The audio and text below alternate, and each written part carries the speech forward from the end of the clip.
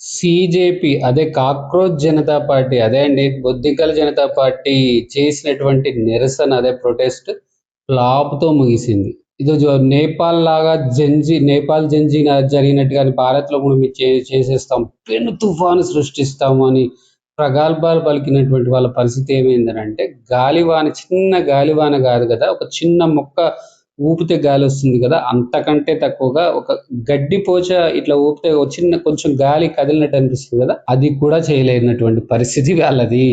కోట్లల్లో ఫాలోవర్లు, కోట్లల్లో వ్యూలు, లక్షలల్లో లైకులు, లక్షలల్లో షేర్లు, కమెంట్స్. కానీ అక్కడికి వచ్చింది వేలల్లో కూడా లేరట. అక్కడ హైలైట్స్ కొన్ని చెప్తాను మీకు. అక్కడ నిరసనకారులు వచ్చినటువంటి నిరసనకారుల కంటే పోలీసులు రిపోర్టర్లు మరియు కెమెరామ్యాన్లు అట్లాంటి వాళ్ళందరినీ కలిపితే వీళ్ళకంటే ఎక్కువ ఉంటారన్నట్టుగా ప్రచారం జరుగుతుంది.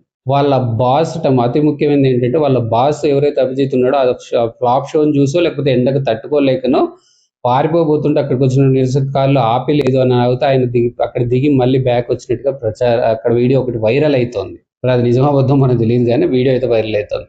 ఇంకా వాళ్ళ స్పోక్స్ పర్సన్ ఏమో అసలే వీళ్ళు ఆ స్పోక్స్ పర్సన్స్ వీళ్ళంతా సోషల్ మీడియా వాళ్ళు కదా, ఏం చేస్తారు వీళ్ళు బయటకు వచ్చి జనాలలో వచ్చి కనపడిన వాడు కాదు కదా, వీళ్ళు cockroach Janata party social media అండి. సో వాళ్ళకి ఏంటి, ఏసీలలో కూర్చున్నటువంటి వ్యవస్థ.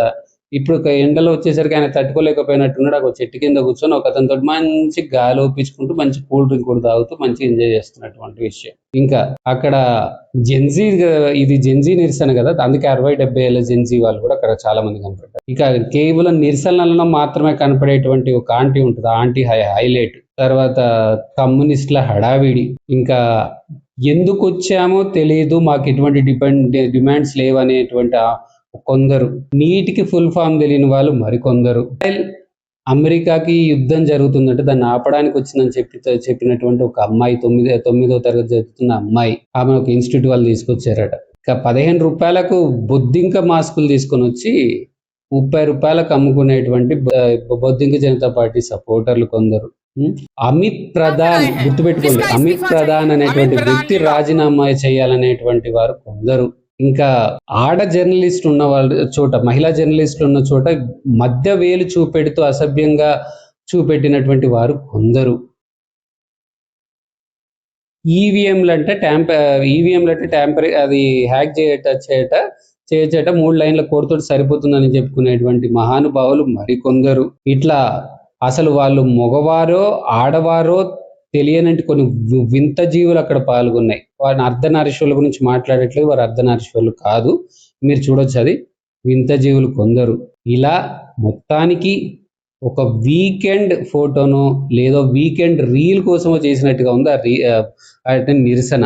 అక్కడ పరిస్థితి ఏంటయ్యా అంటే, వాళ్ళకు కట్టర్గా సపోర్ట్ చేసేటువంటి అర్ఫా లాంటి వారే కోట్లల్లో ఫాలోవర్స్ ఉండి కేవలం 2000 మంది కూడా ఇక్కడ లేరు అని తను మాట్లాడినటువంటి వాయిస్ తోటి మాట్లాడినటువంటి విధానంతో అంత సపోర్టరే 2000 మంది దాకా ఉంది అని మాట్లాడింది అంటే, అక్కడ కనీసం 100 మంది లేరని చెప్పినటువంటి పరిస్థితి, ఆమె చెప్పకనే చెప్పేసింది.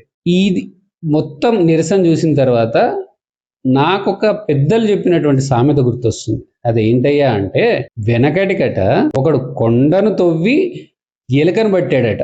అలాంటి సామెతతో పోల్చొచ్చు దీన్ని. వాళ్ళ షో తుస్ అని ముగిసింది. వాళ్ళకి నాదొక సీరియస్ సూచన, అదే సీజేపీ బొద్దింక జనతా పార్టీ వాళ్ళకి, మీకు భారత ఫాలోవర్లు మీకు ఫ్లాప్ చేశారు కదా, ఈసారి మీకు పాకిస్తాన్ బంగ్లాదేశ్ ఫాలోవర్లు చాలా ఎక్కువ మంది అంట కదా, అందుకే ఈసారి పాకిస్తాన్లోనో లేక బంగ్లాదేశ్లోనో ఈసారి నిరసన ర్యాలీ చేపట్టండి, కనీసం అక్కడైనా సక్సెస్ అవుతారేమో, ట్రై చేసి చూడండి ఒక్కసారి. ఇక్కడ ఫ్లాప్ అయింది కదా, ట్రై చేయండి. నా ఈ కంటెంట్ నచ్చితే లైక్, షేర్ మరియు కమెంట్ చేయడం మర్చిపోవద్దు. నా యూట్యూబ్ ఛానల్ చాలా మంది చూస్తున్నారు కానీ సబ్స్క్రైబ్ చేసుకోని వాళ్ళు సబ్స్క్రైబ్ చేసుకోండి. ఎందుకంటే మీరు చూసేటువంటి వీడియో, మీరు కొట్టేటువంటి లైక్, మీరు కొట్టేటువంటి కమెంట్, పెట్టేటువంటి కమెంట్ 10 మందికి ఇంకా ముందు చూపిస్తుంది.